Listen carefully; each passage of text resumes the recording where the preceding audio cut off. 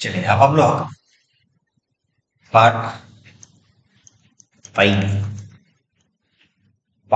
Return chapter का हम लोग पार्ट 1 में who is liable to file the income tax return पढ़ लिए थे। पार्ट 2 में पढ़े थे ड्यू डेट उसका। ठीक है, तो पार्ट 5 हम लोग फटाफट से जाते हैं। पार्ट 5 में क्या पढ़ना है अपने को? लॉस रिटर्न हम लोग पढ़ लिए हैं, बिल रिटर्न पढ़ लिए हैं। अब हम लोग पढ़ना है डिफेक्टिव रिटर्न। इंपॉर्टेंट है थ्योरी, हाँ ये भी इंपॉर्टेंट थ्योरी है, आप मार्क कर लेना इंपॉर्टेंट।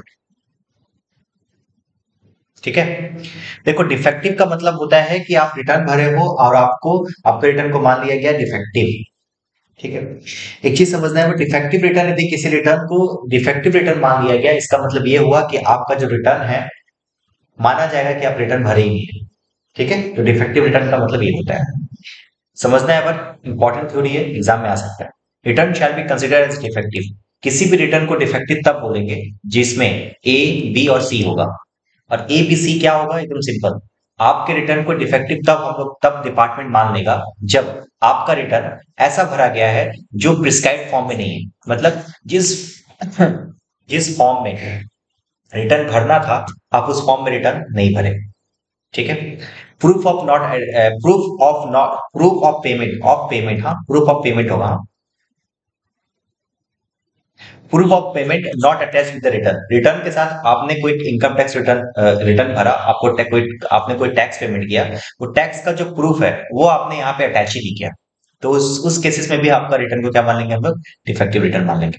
और लास्ट है 44 AB। 44 AB बोल के एक सेक्शन था पीजीपी में जिसमें ऑडिट कराना कंपलसरी था। तो ऑडिट रिपोर्ट यदि आप ऑडिट करवा चुके, ऑडिट रिपोर्ट आपको इसके साथ सबमिट करना चाहिए था, आपने वो सबमिट नहीं किया। तो इन दैट केसेस, इन तीनों ही केसेस में आपके रिटर्न को क्या मान लिया जाएगा? डिफेक्टिव रिटर्न मान लिया जाएगा। तीन केसेस याद रखना, किसी भी रिटर्न को डिफेक्टिव रिटर्न मान लेंगे तीन केसेस है। पॉइंट नंबर वन, रिटर्न यदि आपने प्रिस्क्राइब्ड फॉर्म में नहीं जमा किया, या फिर आपने जो पेमेंट किया था उसका प्रूफ नहीं डाला।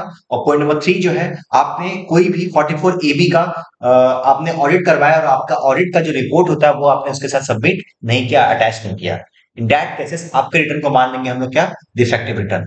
अच्छा, इसके रिगार्डिंग होगा क्या? If return treated as defective, AO का मतलब होता है असेसिंग ऑफिसर। शैल इंटीमेट का मतलब होता है इंफॉर्मेशन देना, आपको इन्फॉर्म करेगा कि भाई आपका आपका आपका आपका ऐसे आपका जो रिटर्न है ना वो हम लोग डिफेक्टिव मान रहे हैं।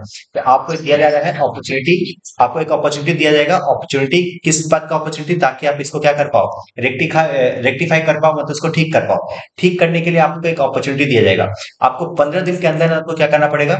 उसको ठीक कर देना पड़ेगा। यदि आप उसको कर दिए ठीक तो ठीक, नहीं तो फिर बन जाएगा वो डिफेक्टिव।